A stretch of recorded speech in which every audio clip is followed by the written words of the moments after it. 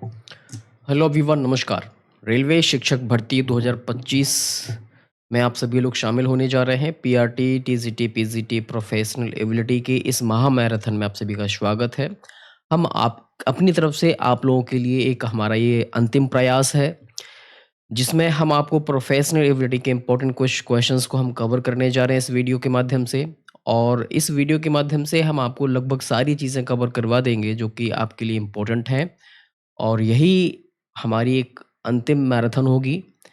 और अभी तक के 7 से 8 महीनों में जो भी मैंने आपको दे सकता था, देने का मैंने प्रयास किया। और अस्वस्थ होने की वजह से मैं लगातार आपको कुछ 2-4 दिन से क्लासेस नहीं ले पा रहा था। लेकिन ये मैराथन आपको एक कंप्लीट मैराथन होगी और आपका रिवीजन भी बढ़िया से करा देगी। वॉइस का थोड़ा प्रॉब्लम हो सकता है, आवाज़ बैठी हुई है, गला बैठा हुआ है, तो उसको थोड़ा-सा एडजस्ट करिए, ठीक है? ये रिकॉर्डेड सेशन रहने वाला है, तो आपको देखने में भी दिक्कत नहीं होगी और जल्दी से कवर भी कर लीजिएँगे। चलिए फिर ईश्वर का नाम लेके आज के इस सेशन को शुरू करते हैं। पहला क्वेश्चन आपके सामने है, भारतीय संविधान का कौन-सा अनुच्छेद 6 से 14 वर्ष की आयु के बच्चों के लिए मुफ्त और अनिवार्य शिक्षा प्रदान करता है? यहाँ पर बात हो रही है फ्री एंड कंपल्सरी एजुकेशन की 6 से 14 वर्ष तक के बालकों के लिए। 21 ए कहता है, 25 कहता है, 45 कहता है या 51 ए कहता है। अगर 6 से 14 वर्ष तक के बालकों के लिए कहा जाए तो 21 ए अनुच्छेद 21 ए है। ऑप्शन नंबर ए इसका राइट आंसर हो जाएगा। चलिए आगे बढ़ते हैं नेक्स्ट क्वेश्चन की तरफ। भारतीय समाज की शिक्षा से मुख्य आकांक्षा क्या है? केवल व्यावसायिक कौशल प्राप्त करना, व्यक्ति का सर्वांगीण विकास और सामाजिक प्रगति, केवल उच्च शिक्षा प्राप्त करना या सरकारी नौकरी पाना? क्या इसका राइट आंसर रहने वाला है? समझ के आप लोग जल्दी से आंसर करिए, क्योंकि यहाँ पर बात हो रही है कि भारतीय समाज की शिक्षा से मुख्य आकांक्षा क्या है। क्या वो आकांक्षा रखता है? व्यक्ति के सर्वांगीण विकास और उसके सामाजिक प्रगति की ये जो है आकांक्षा रखते हैं।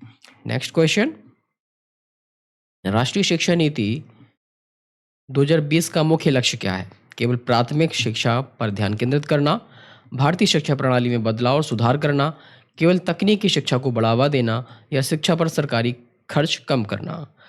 जो भी शिक्षा प्रणाली रही है उसमें बदलाव करना और सुधार करना राष्ट्रीय शिक्षा नीति 2020 का मुख्य उद्देश्य रहा है। चलिए नेक्स्ट क्वेश्चन, भारतीय समाज में शिक्षा का मुख्य उद्देश्य व्यक्ति में किस मूल्य का विकास करना है? स्वार्थ, सांप्रदायिकता, धर्मनिरपेक्षता और राष्ट्रीय एकता या असमानता? ये आपके पास 4 ऑप्शन है और पूछा जा रहा है कि शिक्षा का उद्देश्य व्यक्ति के किस मूल्य मूल्य का विकास करना होता है। तो निश्चित तौर पे जब हम बात करते हैं शिक्षा के उद्देश्य की, तो धर्मनिरपेक्षता और राष्ट्रीय एकता को बढ़ावा देना यहाँ पर जरूरी हो जाता है। चलिए नेक्स्ट क्वेश्चन, शिक्षा के माध्यम से किस प्रकार के समाज का निर्माण करना भारतीय समाज की आकांक्षा है? निरक्षर समाज, ज्ञान आधारित और न्यायपूर्ण समाज, अमीर और गरीब के बीच भेदभाव वाला समाज या केवल धार्मिक समाज? 4 ऑप्शन आपके सामने है। पूछना जा रहा है कि शिक्षा के माध्यम से हम जो है समाज के किस प्रकार के समाज का निर्माण करना चाहते हैं भारतीय समाज के परिप्रेक्ष्य में। तो इसका जो राइट आंसर है वो ज्ञान आधारित और न्यायपूर्ण समाज की ये जो है परिकल्पना करते हैं और ऐसे ही समाज को लाना चाहते हैं, विकसित करना चाहते हैं। सबको शिक्षा सबको सम्मान का नारा किस अवधारणा से संबंधित है? एकल शिक्षा प्रणाली, समावेशी शिक्षा, औपचारिक शिक्षा या अनौपचारिक शिक्षा? अगर हम बात करते हैं कि सबको शिक्षा और समान सबको सम्मान, तो समावेशी शिक्षा या इंक्लूजन की जो भावना है, समेकित शिक्षा की जो भावना है, वही इस उद्देश्य को पूरा कर सकती है ना? तो इन सब बातों को ध्यान में रखते हुए अगर हम आगे काम करते हैं तो निश्चित तौर पे हमें उसका बेनिफिट अवश्य मिलता है। ध्यान रखिएगा, जो भी चीज़ें हम अगर इंक्लूजन को ध्यान में रखते हुए काम करेंगे तो विद्यार्थियों को हम अच्छी तरीके से पढ़ा पाएंगे, समझा पाएंगे और उनके अंदर जो इंक्लूजन के गुण हैं वो पैदा कर पाएंगे। नेक्स्ट क्वेश्चन आपके सामने है, भारतीय समाज की आकांक्षाओं को पूरा करने के लिए शिक्षा की भूमिका क्या है? यह केवल ज्ञान प्रदान करता है, यह सामाजिक आर्थिक बदलाव का एक शक्तिशाली साधन है, या परंपराओं को बनाए रखता है, या केवल व्यक्तिगत सफलता सुनिश्चित करता है? 4 ऑप्शन आपके सामने है। क्वेश्चन नंबर 7 आपके सामने है, जल्दी से समझ के आंसर करिएगा। क्वेश्चन नंबर 7, इसका right answer option number B हो जाएगा। यह सामाजिक आर्थिक बदलाव का एक शक्तिशाली साधन है।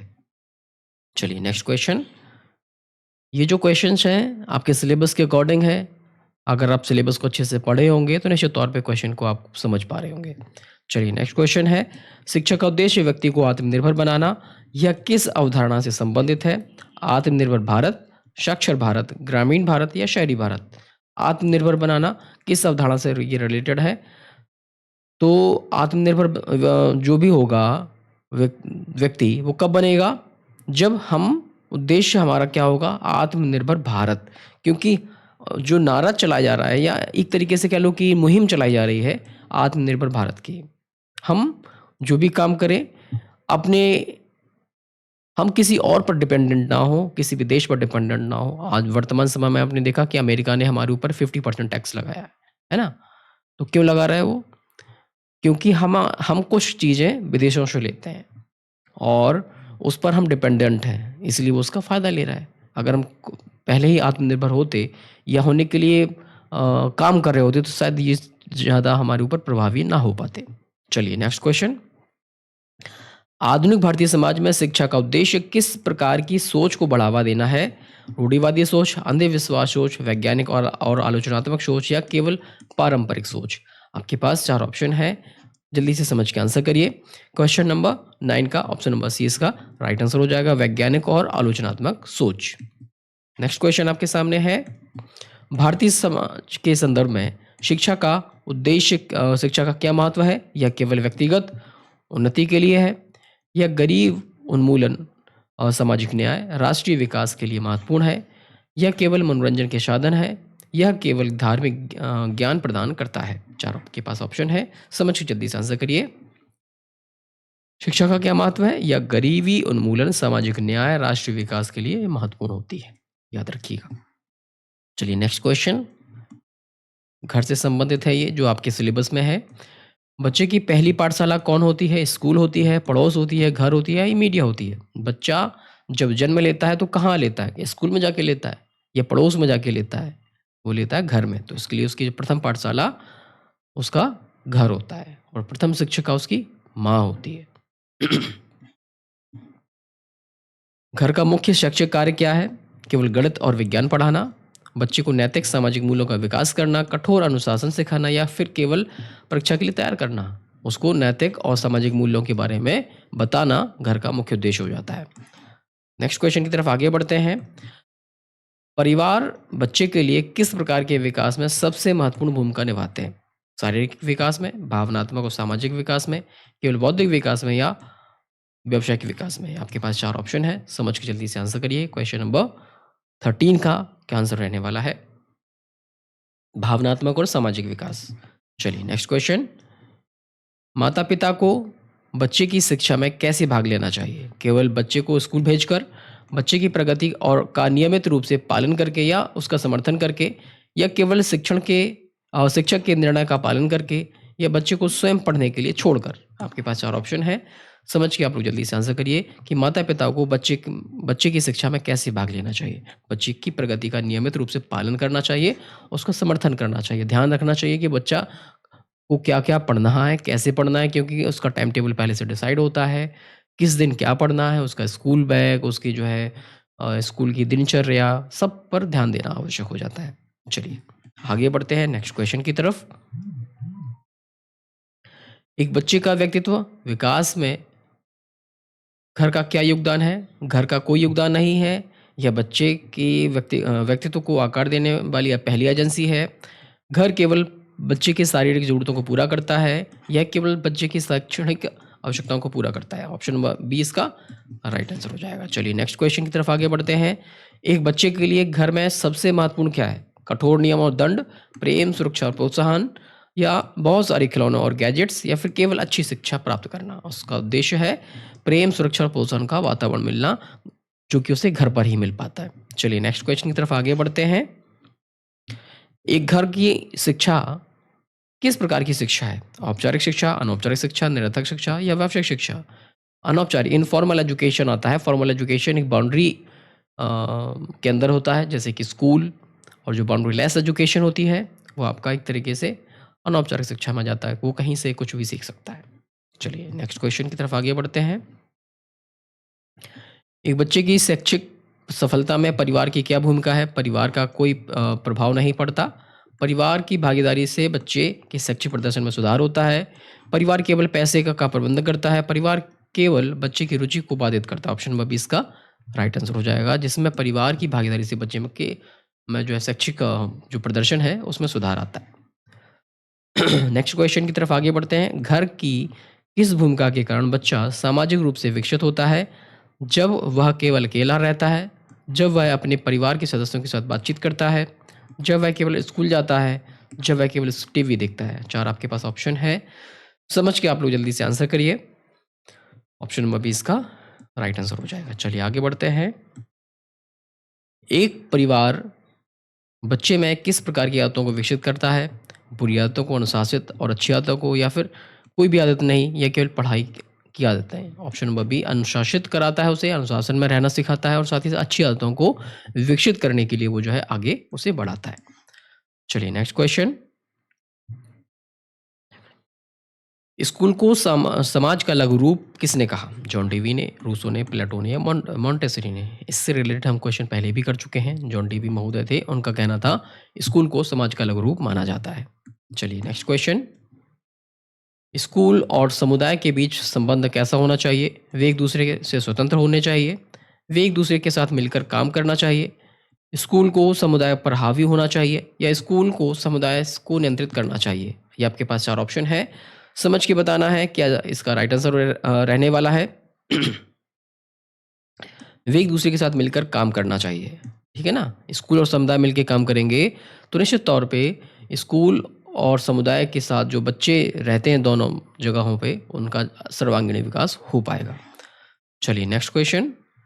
समुदाय का स्कूल के प्रति क्या कर्तव्य है? स्कूल के कार्यों में हस्तक्षेप करना, स्कूल के विकास के लिए वित्तीय और नैतिक समर्थन प्रदान करना, स्कूल की आलोचना करना, या केवल स्कूल को नियंत्रित करना? इसका जो राइट आंसर है option number B, answer right हो जाएगा। Next question. शिक्षा में मीडिया की क्या भूमिका है? यह केवल मनोरंजन का एक साधन है, यह जानकारी का एक महत्वपूर्ण स्रोत है, सीखने में मदद कर सकता है, यह केवल नकारात्मक प्रभाव डालता है, इसका कोई शैक्षिक महत्व नहीं है। मीडिया की भूमिका होती है, यह जानकारी का एक महत्वपूर्ण स्रोत होता है और सीखने में मदद करता है, याद रखिएगा। Next question. धर्म किस प्रकार की शिक्षा को प्रभावित करता है? यह एक वैज्ञानिक सोच को बढ़ावा देता है, यह नैतिक मूल्यों और चरित्र का निर्माण में योगदान देता है, या फिर शिक्षा पर इसका कोई प्रभाव नहीं पड़ता, यह केवल अंधविश्वास को बढ़ाता है? जो धर्म है वो व्यक्ति के अंदर नैतिकता, मूल्यों और चरित्र का निर्माण में मदद करता है, याद रखिएगा। इस तरह के क्वेश्चन बहुत इंपॉर्टेंट है और ध्यान रखिएगा, जब तक आप रिवीजन अच्छे से नहीं करेंगे, आप अच्छे से प्रैक्टिस सेट नहीं लगाएंगे तो बहुत दिक्कत होने वाली है। अभी भी समय है 15 दिन 20 दिन का। जो भी बच्चे हमारे साथ मिलकर प्रैक्टिस सेट लगाना चाहते हैं और ई बुक प्राप्त करना चाहते हैं तो जाइए सबसे पहले विद्याधन क्लासेस ऐप को डाउनलोड कर लीजिएगा, जिसका लिंक हमने वीडियो के डिस्क्रिप्शन में दे दिया है। और साथ ही साथ वहाँ पर आपको प्रैक्टिस सेट भी मिल जाएंगे, पीआरटी के लिए भी और टीजीटी पीजीटी के लिए भी। जो भी आपको ज्वाइन करना ज्वाइन कर सकते हैं। कोई भी क्वेरी है तो 7905411550 पर आप हमसे संपर्क कर सकते हैं। चलिए फिर आगे बढ़ते हैं नेक्स्ट क्वेश्चन की तरफ। स्कूल समुदाय के लिए किस प्रकार का कार्य कर सकता है? यह केवल बच्चों को पढ़ाता है, यह समुदाय के विकास कार्यक्रमों में भाग लेता है, यह समुदाय के मुद्दों से दूर रहता है, यह केवल अमीर लोगों को के बच्चों को पढ़ाता है? स्कूल जो है समुदाय विकास के कार्यक्रमों में भाग लेता है, इसका ये राइट आंसर हो जाएगा। चलिए नेक्स्ट क्वेश्चन की तरफ आगे बढ़ते हैं। गैर औपचारिक शिक्षा का सबसे अच्छा उदाहरण क्या होगा? विश्वविद्यालय की डिग्री, शाम की कक्षाएं, व्यावसायिक पाठ्यक्रम, या फिर स्कूल की नियमित कक्षाएं, या ट्यूशन कक्षाएं? गैर जो आपका नॉन फॉर्मल एजुकेशन है वो है आपका इवनिंग क्लासेस और वोकेशनल कोर्सेज, ठीक है। सॉरी। चलिए आगे बढ़ते हैं नेक्स्ट क्वेश्चन की तरफ। शिक्षा पर मीडिया के नकारात्मक प्रभाव का एक उदाहरण क्या होगा? नई जानकारी तक पहुंच, हिंसा और अश्लीलता का प्रचार, ऑनलाइन लर्निंग प्लेटफॉर्म, समाचार और जानकारी प्रदान करना। इसका जो राइट आंसर हिंसा और अश्लीलता का प्रचार, ये नकारात्मक प्रभाव होंगे, ठीक है। चलिए नेक्स्ट क्वेश्चन। एक स्कूल को समुदाय के साथ अपनी भागीदारी कैसे बढ़ानी चाहिए? स्कूल की चारदीवारी को ऊंचा बनाकर, माता पिता शिक्षक और बैठकों और सामुदायिक सेवा परियोजनाओं के माध्यम से, या समुदाय के सदस्यों को से कोई बातचीत ना करके, या केवल धार्मिक कार्यक्रमों का आयोजन कर? ऑप्शन नंबर 20 का राइट आंसर हो जाएगा, ठीक है, ध्यान रखिएगा। आप कहते थे ना कि बहुत जल्दी बहुत धीरे-धीरे स्लो पढ़ाते हो। तो जितना मैंने फ़ास्ट इसमें कवर किया है, उसे भी फ़ास्ट आप फ़ास्ट फॉरवर्ड में देख सकते हो। लेकिन मैं आपको यही कहूँगा, क्वेश्चंस को एक बार अच्छे से रिवीज़न कर लीजिएगा इनको। क्वेश्चन बहुत इम्पोर्टेंट है और इम्पोर्टेंट होने के साथ-साथ ये एक क्वेश्चन आपके रिवीज़न में बहुत मदद करेंगे। ठीक है? चलिए नेक्स्ट क्वेश्चन, धर्मनिरपेक्ष शिक्षा का क्या अर्थ है? केवल धार्मिक शिक्षा, किसी भी धर्म को बढ़ावा ना देना और सभी धर्मों का सम्मान करना, केवल एक विशेष धर्म को बढ़ावा देना, धर्म को पूरी तरह से समाप्त करना। क्या इसका राइट आंसर होगा? समझ के जल्दी से आंसर करिए। किसी भी धर्म को बढ़ावा ना देना और सभी धर्मों को सम्मान करना धर्मनिरपेक्षता का मूल उद्देश्य होता है। चलिए नेक्स्ट क्वेश्चन, स्कूल और परिवार के बीच सहयोग का क्या महत्व है? यह बच्चे को भ्रमित करता है, यह बच्चे को सीखने और विकास के लिए एक सहायक वातावरण है। इसकी इसका जो है बच्चों पर कोई प्रभाव नहीं पड़ता, यह केवल स्कूल के लिए फ़ायदेमंद है। क्या इसका राइट आंसर होगा? समझ के जल्दी से आंसर करिए। ऑप्शन नंबर बी इसका राइट आंसर हो जाएगा। चलिए नेक्स्ट क्वेश्चन 32, समुदाय आधारित शिक्षा क्या लाभ है? यह केवल सैद्धांतिक ज्ञान प्रदान करता है, यह सीखने और प्रासंगिक और व्यवहारिक उसको व्यावहारिक बनाता है, यह सीखने की प्रक्रिया को धीमा करता है, यह स्कूल के लिए कोई लाभ नहीं देता। समुदाय आधारित जो शिक्षा है वो स्पेशली क्या करती है? यह सीखने को प्रासंगिक और व्यवहारिक बनाने में मदद करता है। ठीक है, चलिए आगे बढ़ते हैं नेक्स्ट क्वेश्चन की तरफ। क्वेश्चन नंबर 33, मीडिया के माध्यम से शिक्षा का क्या उदाहरण है? का एक उदाहरण क्या है? कक्षा में व्याख्यान, एक वृत्त चित्र, एक पाठ्यपुस्तक, एक शिक्षक का व्याख्यान। ऑप्शन नंबर बी इसका राइट आंसर हो जाएगा। चलिए, सामाजिक नियंत्रण में शिक्षा का क्या कार्य है? यह सामाजिक नियमों और मूल्यों को बढ़ावा देता है, यह समाज में विद्रोह को बढ़ावा देता है, यह सामाजिक नियमों को अनदेखा करने में मदद करता है, यह केवल व्यक्तिगत स्वतंत्रता पर ध्यान केंद्रित करता है। ये आपके पास क्वेश्चन नंबर 30 है, 34 है। पूछ रहा है सामाजिक नियंत्रण में शिक्षा का क्या कार्य है? तो सामाजिक नियंत्रण में शिक्षा का काम होता है कि यह इस सामाजिक नियमों और उसके मूल्यों को बढ़ावा दे। ठीक है, चलिए नेक्स्ट क्वेश्चन।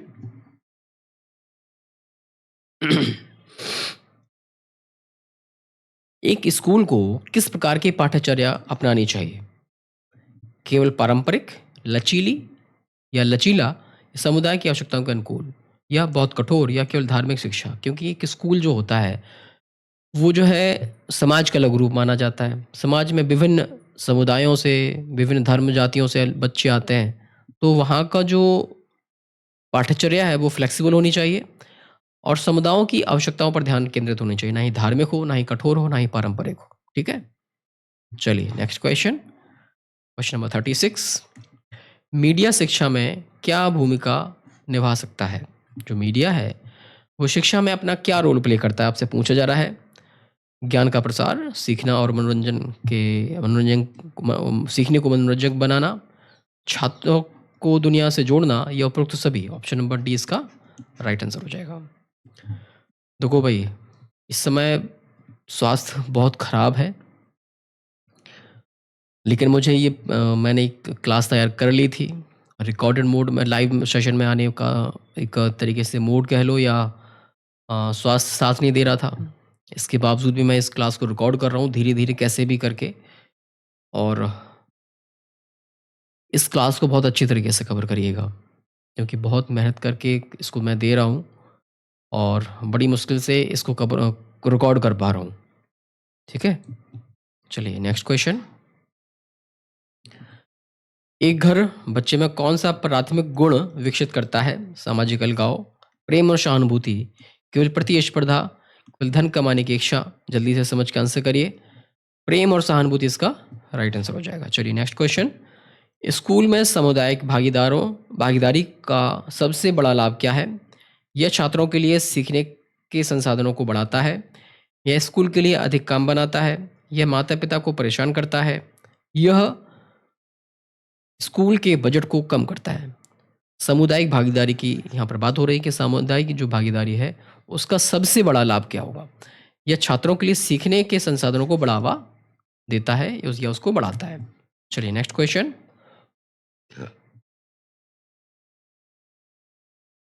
शिक्षा का क्या कार्य है? समाज का संरक्षण और सुधार, केवल सामाजिक असमानता को बढ़ाना, केवल व्यक्तिगत स्वार्थ को बढ़ाना, समाज में कोई बदलाव ना लाना। ये आपके पास 4 ऑप्शन है। समझ के जल्दी से आप लोग इसका आंसर करिए और बताइए शिक्षा का क्या कार्य होगा? समाज का संरक्षण और उसका सुधार करना शिक्षा का मुख्य उद्देश्य माना जाता है। समाज को सही दिशा प्रदान करना शिक्षा का मुख्य उद्देश्य होता है। नेक्स्ट क्वेश्चन है, स्कूल में नैतिक शिक्षा का क्या महत्व है? इसका कोई महत्व नहीं है। यह छात्रों में अच्छे नागरिक के गुण विकसित करता है। यह छात्रों को दंडित करने में मदद करता है या केवल धार्मिक शिक्षा का प्रदान करता है। यह छात्रों में अच्छे नागरिक के गुण विकसित करता है। ऑप्शन नंबर 20 का राइट आंसर हो जाएगा। चलिए नेक्स्ट क्वेश्चन, शिक्षा के माध्यम से मीडिया का सबसे शक्तिशाली रूप क्या है? रेडियो, टेलीविजन, इंटरनेट या फिर अखबार और किताबें? ध्यान रखिएगा, मीडिया का सबसे शक्तिशाली रूप पूछा जा रहा है। तो वर्तमान समय में जो सबसे शक्तिशाली रूप है वो है आपका टेलीविज़न और इंटरनेट। टेलीविज़न और इंटरनेट के माध्यम से दुनिया के हम किसी भी कोने में से न्यूज़ को प्राप्त कर सकते हैं। आप भी हमें इंटरनेट के माध्यम से ही सर्च कर पा रहे हो, देख पा रहे हो मुझे। अगर इंटरनेट नहीं होता तो शायद मैं किसी कोने में पढ़ाकर या अपनी जगह पढ़ाकर कुछ ही बच्चों को पढ़ा रहा हो तो मुट्ठी भर छात्रों को, लेकिन आज मैं हज़ारों बच्चों को पढ़ा रहा हूँ और कल के दिन लाखों बच्चों को पढ़ाऊँगा। ठीक है? चलिए नेक्स्ट क्वेश्चन आपके सामने है, शिक्षा का उद्देश्य व्यक्ति को समाज का एक सक्रिय सदस्य बनाना है। यह किस कार्य से संबंधित है? सामाजिक अनुकूलन, सामाजिक नियंत्रण, सामाजिक संरक्षण और सामाजिक परिवर्तन? जल्दी से समझ के आंसर करिए। ये आपसे पूछ रहा है शिक्षा का उद्देश्य व्यक्ति को समाज का एक सक्रिय सदस्य बनाना है, किससे संबंधित है? यह है आपका सामाजिक अनुकूलन से संबंधित। चलिए नेक्स्ट क्वेश्चन, शिक्षा को सामाजिक एकीकरण का साधन क्यों माना जाता है?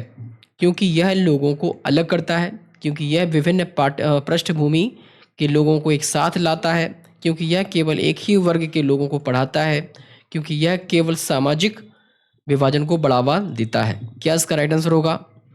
क्योंकि यह विभिन्न पृष्ठभूमि के लोगों को एक साथ लाता है। सोशल इंटीग्रेशन का काम यही है, सबको जोड़ना। स्कूल को किस प्रकार की शिक्षा को बढ़ावा देना चाहिए? जो केवल सैद्धांतिक हो या जो बच्चों की वास्तविक दुनिया के लिए तैयार करे या केवल परीक्षा के लिए में सफल होने में मदद करे या फिर बच्चों को आत्मनिर्भर ना बनाए? जो बच्चों को वास्तविक दुनिया के लिए तैयार करे, ऐसी शिक्षा स्कूलों को देना चाहिए।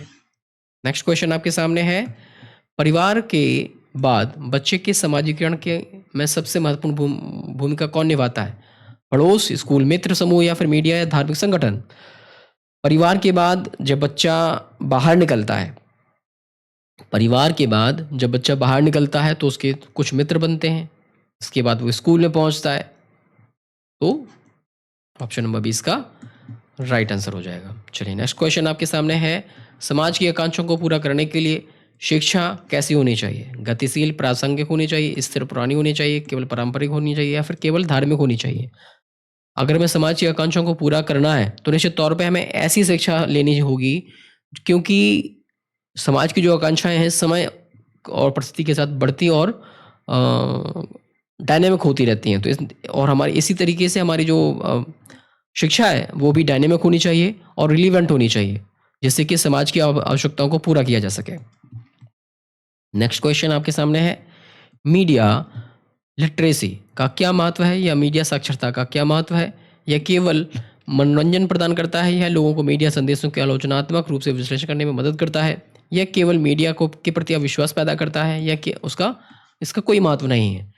मीडिया लिटरेसी का मतलब होता है कि जो भी मीडिया के द्वारा संदेश हम तक पहुंचाए जा रहे हैं, उसका क्रिटिकल एनालिसिस करके हम उसको समझें कि वास्तविक तौर पे जो चीज़ें हमें बताई जा रही हैं, वो किस तरीके से, उनका क्या उद्देश्य है, क्या वास्तविक तौर पे वो सही हैं या नहीं हैं। इन सब का विश्लेषण करना हम समझ जाते हैं। ज्यों का त्यों अपने मस्तिष्क में नहीं उतार लेते हैं, उसका एनालिसिस करते हैं, फिर उसको समझते हैं। चलिए नेक्स्ट क्वेश्चन,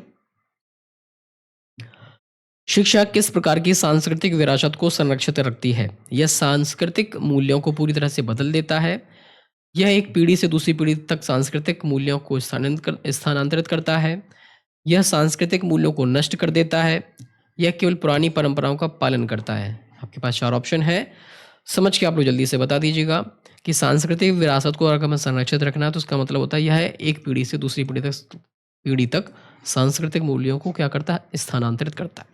ठीक है। नेक्स्ट क्वेश्चन आपके सामने, शिक्षा और सामाजिक परिवर्तन का के बीच क्या महत्व संबंध है? यह शिक्षा और सामाजिक परिवर्तन का विरोध करती है। शिक्षा सांस्कृतिक जो सामाजिक परिवर्तन का प्रमुख साधन है, उनका कोई संबंध नहीं है। सामाजिक परिवर्तन शिक्षा को बाधित करता है। 4 आपके पास ऑप्शन है, समझ के बताना है कि शिक्षा और सामाजिक परिवर्तन के बीच जो है क्या रिलेशन है। शिक्षा सामाजिक परिवर्तन का एक प्रमुख साधन होती है, क्योंकि अगर जो भी सोशल चेंजेस हो रहे हैं, वो शिक्षा के माध्यम से ही संभव है। धर्म का शिक्षा पर क्या प्रभाव पड़ सकता है? यह केवल स्वस्थ शैक्षिक वातावरण को बढ़ावा देता है। यह अनुशासन और नैतिक मूल्यों का विकास करता है। यह छात्रों के वैज्ञानिक सोच को बाधित करता है। उपरोक्त सभी क्या इसका राइट आंसर रहने वाला है? समझ के जल्दी से आंसर करिए। क्वेश्चन नंबर 50 का डी। धर्म का शिक्षा पर जो प्रभाव पड़ेंगे, ये तीनों ही प्रभाव पड़ेंगे। ये स्वस्थ शैक्षिक वातावरण तैयार करता है, अनुशासित और नैतिक मूल्यों को विकसित करता है और वैज्ञानिक सोच को बढ़ावा देता है। ऑप्शन नंबर डी इसका राइट आंसर हो जाएगा। ध्यान रखिएगा, जिन बच्चों ने अभी तक प्रैक्टिस सेट ज्वाइन नहीं किया है, ज्वाइन कर लीजिएगा। 15 दिन है, प्रैक्टिस अच्छे से हो जाएगी। पीआरटी के लिए बाइलिंगुअल टेस्ट अवेलेबल हैं। टीजीटी पीजीटी के लिए हिंदी मीडियम में टेस्ट अवेलेबल हैं। और ये आपके लिए एक रामबाण ई बुक है, पीआरटी टीजीटी पीजीटी दोनों के लिए, बाइलिंगुअल हिंदी और इंग्लिश में, डाउनलोडेबल प्रिंटेबल ई बुक है। अगर आप चाहें तो ज्वाइन उनको जो है प्राप्त कर सकते हैं। प्राप्त करने के लिए हमारा सिंपल तरीका है कि विद्याधन क्लासेस आपको डाउनलोड कर लें, जिसका लिंक हमने वीडियो को डिस्क्रिप्शन में सबसे ऊपर दे दिया है। कोई क्वेरी है तो इन ई बुक्स और प्रैक्टिस सेट से रिलेटेड, तो आप हमारे दिए गए नंबर पर आप संपर्क कर सकते हैं। आशा है कि आज की जो क्लास है वो आप लोगों के लिए उपयोगी साबित रही होगी। अगर उपयोगी साबित रही है तो वीडियो को लाइक करें, चैनल को सब्सक्राइब करें, बेल आइकन को प्रेस करना ना भूलिए। ये वीडियो हमारा और आपका आखिरी वीडियो है, जिसमें हम आपके लिए रेलवे शिक्षक भर्ती से रिलेटेड प्रोफेशनल एबिलिटी का कंटेंट आपको उपलब्ध कराया। और आज तक का हमारा जो आपका संबंध है बहुत अच्छा रहा और आगे भी अच्छा रहेगा। लेकिन मैं आपको बता दूं कि आपके साथ इंटरेक्शन करके, आपके साथ जो भी मैंने इतना समय बिताया, लगभग 7-8 महीने का, मुझे बहुत अच्छा लगा। और ये एक प्रोग्रेसिव नेचर जो होना चाहिए था, उसको मैंने फॉलो किया और आप लोगों के साथ बहुत कुछ सीखने को मिला। मैंने बहुत कुछ सीखा भी और आशा है कि मैंने भी आपको बहुत कुछ सिखाया होगा। तो निश्चित तौर पे चलिए फिर सिलेक्शन की तैयारी करिए और आपको रेलवे में जो आपको पद सुनिश्चित करना है, तो उसके लिए तैयारी आप लोग करिए। बेस्ट विशेस है हमारे साथ आप लोगों के लिए। चलिए फिर मिलते हैं फिर कभी अगले, जब आपका रिजल्ट आएगा तब तक के लिए नमस्कार, जय हिंद।